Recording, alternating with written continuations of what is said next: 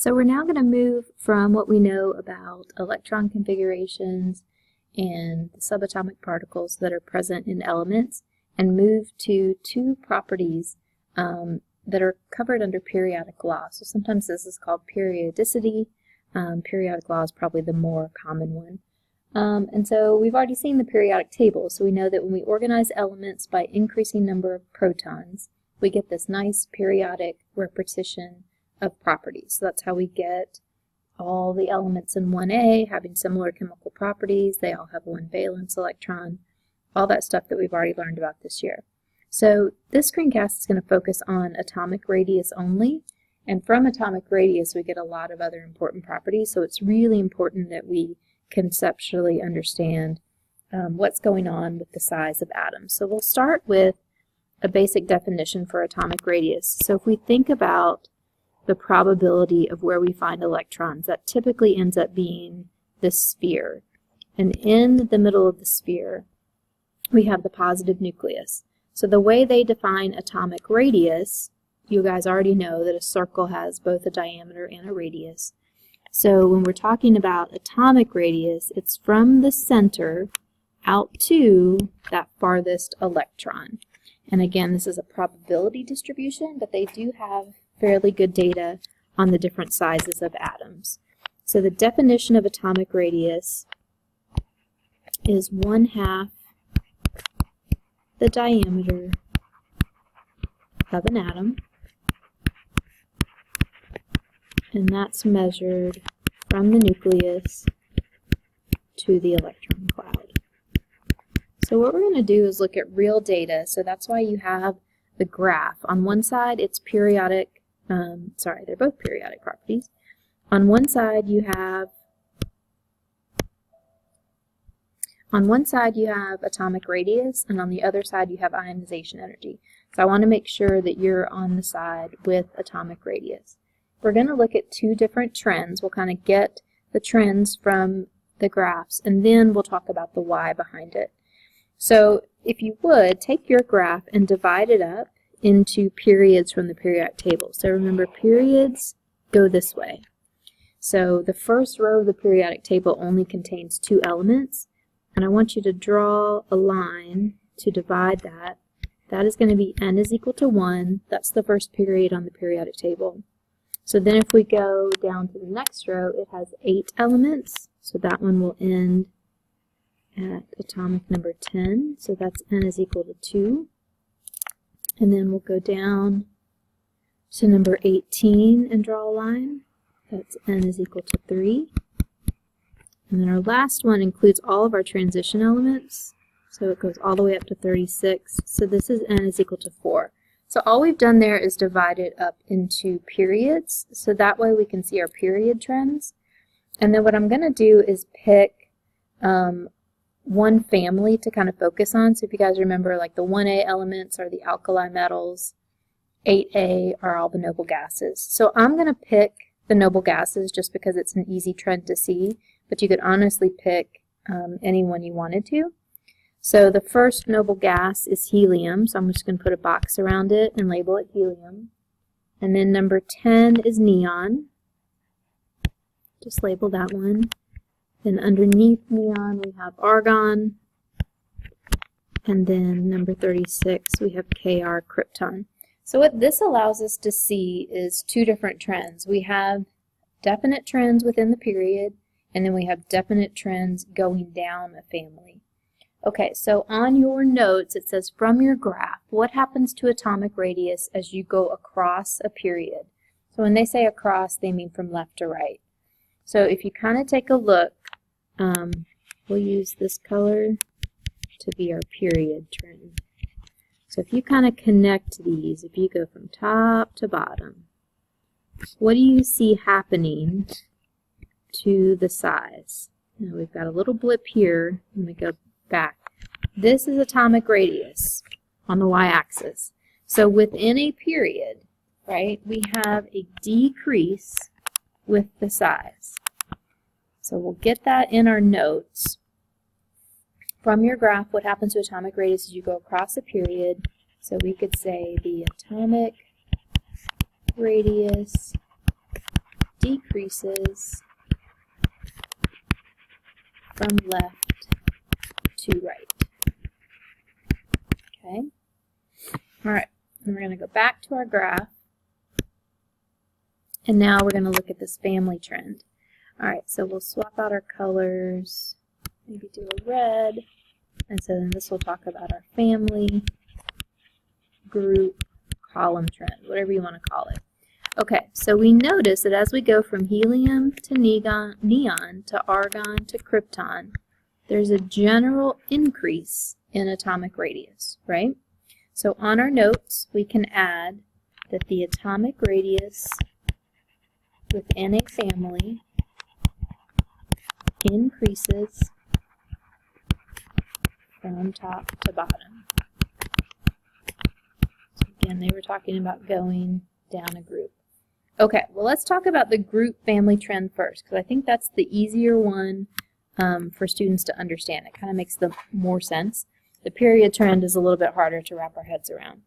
All right, so the group family trend, every single time we go down to the next row, if you think about those electron configurations, every single time we were adding an energy level, right? So every time we went down, we were adding an energy level.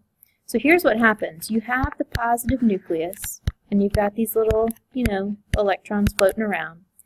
Every time you add another shell of electrons, what ends up happening is these electrons don't feel as pulled in. So remember, we're talking about plus-minus attraction. So the more layers, if you want to think of it like layers to an onion or rows in a classroom, right? So the more you have, the less attraction it's going to feel to that center. And so that's why they are bigger. So we're going to write that down so we can get it in our notes, and then we can talk about it. So as you go down a group,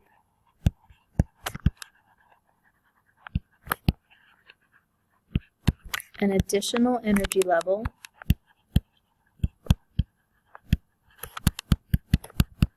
is being added.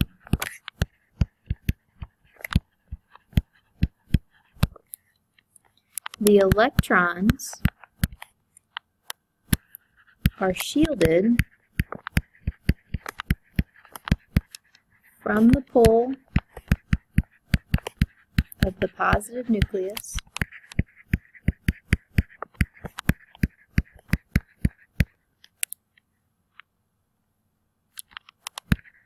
which results in a larger atom.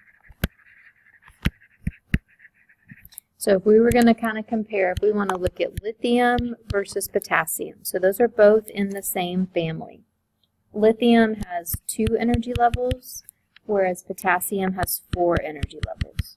So potassium is going to be larger than lithium, right? And so the reason, if we were asking to explain this, we would say, well, the more additional energy levels in potassium end up blocking, right? They all have that 1 valence electron. So we're going to draw the Lewis diagram that will look like that. So this one has more energy levels between that valence electron and the nucleus. So because of that, that does not feel as pulled in. Whereas lithium only has 2 energy levels, so its attraction to that positive nucleus is going to be stronger. So this phenomenon, I know that's a lot to write, but that phenomenon is called electron shielding. Electron shielding. And so the more electron shielding an atom has, the larger it's going to be, because those valence electrons are not feeling pulled in as tightly. All right, so the period trend. We said that as we went from left to right, the atoms actually get smaller. This one's more challenging for students to understand because they're like, well, there's more stuff. There's more protons, there's more neutrons, there's more electrons. Why in the world are they getting smaller? So let's focus on n is equal to 3. So if we think about sodium, and then I'll skip over a little bit to aluminum, to phosphorus, and then we'll end with our noble gas of argon. So you guys know that as we move from left to right, we're adding additional electrons, but we're also adding additional protons. So if I think about what these guys have in common in n is equal to 3, they all have the same amount of electron shielding. And so that's important because the size isn't going to change because you're not adding energy levels. So that can't be the reason we have a different size. So here's what's happening. We have sodium, which has 11 protons and 11 electrons, right? We've got argon, which has 18 protons and 18 electrons. So here's the difference. Argon has a bigger positive charge in its nucleus, and so because of that, it's going to suck those 8 electrons in more closely to the nucleus. Whereas sodium, it only has 1 valence, right? It has 11 protons. It has a much lower positive charge, so it can't pull in its electrons as tightly. So the sodium would be the largest in that period, followed by aluminum, phosphorus, and then argon would actually be the smallest.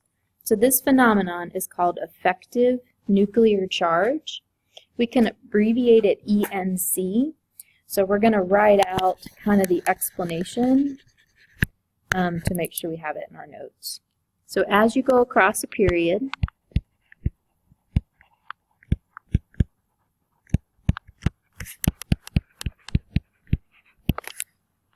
an additional proton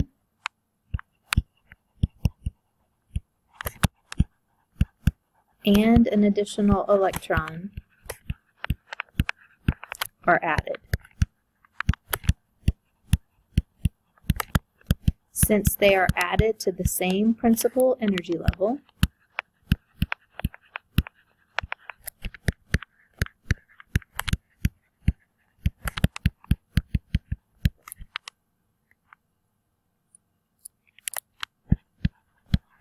the effective nuclear charge, and that's ENC, increases and pulls the valence electrons in tighter. And if they're being pulled in tighter, that results in a smaller atom. So left to right, they get smaller, top to bottom, atoms get bigger. Okay, so for our transition metals, if we go back to our graph, I'm going to get rid of all this junk.